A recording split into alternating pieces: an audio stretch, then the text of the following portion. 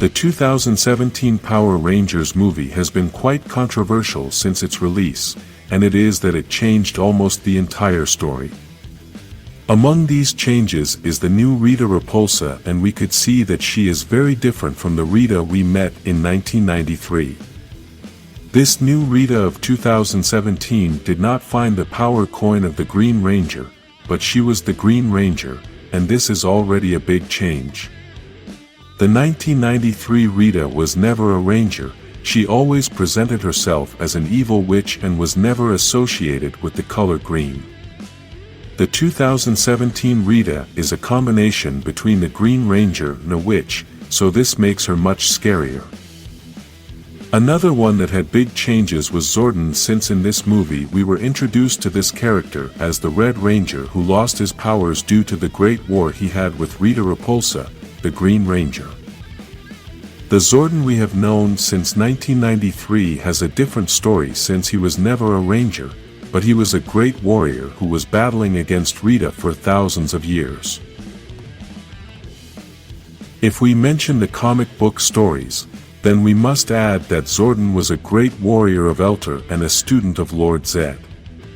If you don't know about this story, I invite you to watch this video in which we explain part of the life of these two powerful warriors, and we also talk about how Lord Zedd ended up being a monster.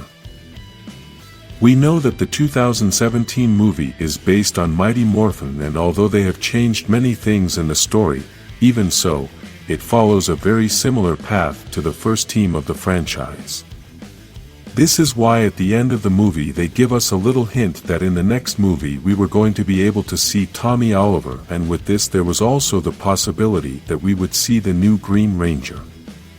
We don't know how they were going to modify the story so that Tommy would get the powers of the Green Ranger, and we don't know if Tommy would start as a villain. It should be remembered that the Mighty Morphin Green Ranger in the series started out being evil, but this was due to Rita's spell, and since the Rita from the movie passed away, then she can't cast a spell on him. In this story there are several ways to get Tommy to be an evil Green Ranger, but maybe the focus isn't on him, since I don't think it would be good for the movie to have the main villain be another ranger. When a ranger is evil and becomes a villain, it is almost always a secondary villain controlled by the main villain. This is because these rangers are almost always under an evil spell cast by the main villain, who is almost always a monster from another planet. The only evil ranger that had been a main villain was Lord Draken, and to achieve this they needed to create a big, long story. This is why maybe in a movie this wouldn't work, plus in that comic book story there were two Tommy Olivers, one good and one evil. We must admit that the Mighty Morphin team needs Tommy, so, if they make a movie with Tommy only as a villain, then we wouldn't be able to see the Mighty Morphin team complete. I think the best thing would be to be able to see the complete Mighty Morphin team with their Green Ranger, and they can all fight another villain. This could work better.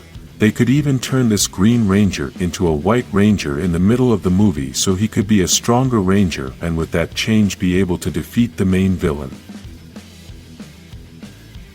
This could be a great story for a 2017 Power Rangers sequel, as we would have a new villain, a new Green Ranger, and an evolved Ranger with the color white.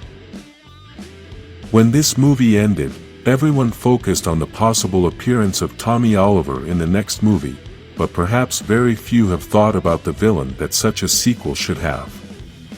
We all know that the villain of the second season of Mighty Morphin was Lord Zedd, a being so powerful that even Rita was afraid of him, and he marked the life of all the viewers.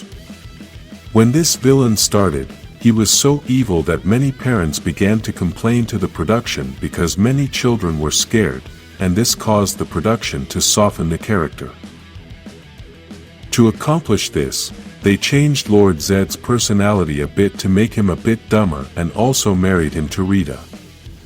If this character was too dark in a TV show for a children's audience, imagine what they could achieve in a movie for young people over 13 years of age. Lord Zedd could be the main villain of a sequel to Power Rangers the movie, as this continues the path of Mighty Morphin and at the same time gives them the opportunity to change a lot of things. We could see that Rita's physique was changed a lot. Now she has a slightly deformed face, but that makes her look eviler, and also now we can see her whole figure. Another big change she had is that she can control gold, and that is why her staff is completely made of gold. This is very different from the Rita of 1993, since she has nothing to do with gold and her staff is very different.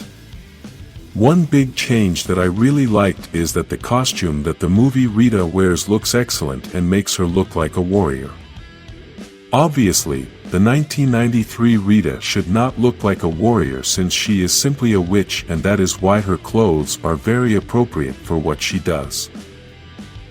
If Rita had these great changes, then we can expect the same with Lord Zedd, since in the TV series we have always seen him with a skinless body and silver armor. This monster wears a helmet that does not allow us to see his face, and this helmet has a red crystal that makes him look quite evil. Another great element of Lord Zedd is his staff, which has a big Z on the top, and I think it is one of the most iconic elements of this character. I even dare to say that they shouldn't change this staff in a new movie, even if they change everything else about the character, since it is so iconic that it could be the only thing that connects us with him when they change his whole physique.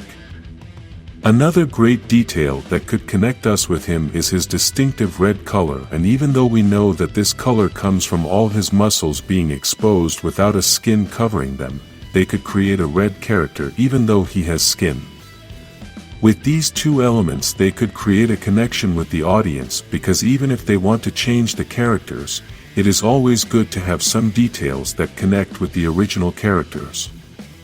Obviously, the name is not enough, and, in the villains, it is more important to have other details that connect with the old characters, since the Rangers connect with the original characters when they are transformed. Ranger characters should only have the name of the original character and transform to be enough to have a connection to the original character. Because villains do not transform, then they must have other elements that can connect to the original character. In Rita's case, the only thing that connected her to the original 1993 Rita was the name and the magic. Physically there was no connection, and in the history of the character neither. Although perhaps many may think that making a connection to the original characters is not necessary, the reality is that this is what helps the movie connect with the audience. Let's give you an example with another movie so you can see how important the connection with the original character is. Imagine they are going to do a reboot of the Batman movies, and we already know all the things about the original character. Then when you are introduced to the new movie, this Batman has the same name as the original, but he wears a yellow suit. His story is different. He doesn't use any of his weapons. He no longer fights hand to hand. He only keeps watch in the daytime. He doesn't have a spectacular car, and the animal that identifies him is now a dog. The character in the new movie may be awesome, but if he has no connection to the original Batman, then he is not Batman, even if he has the same name.